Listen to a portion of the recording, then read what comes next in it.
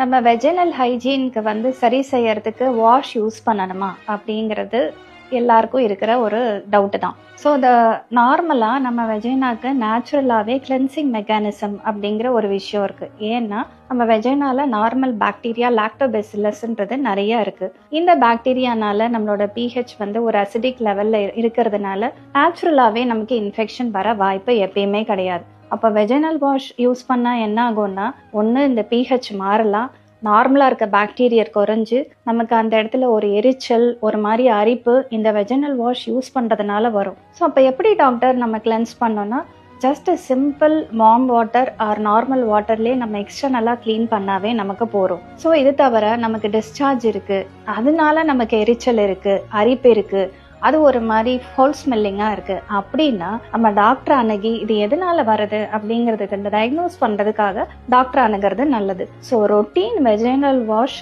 தேவையே இல்லை நம்மளோட ஹைஜீன் மெயின்டைன் பண்ணுறதுக்கு.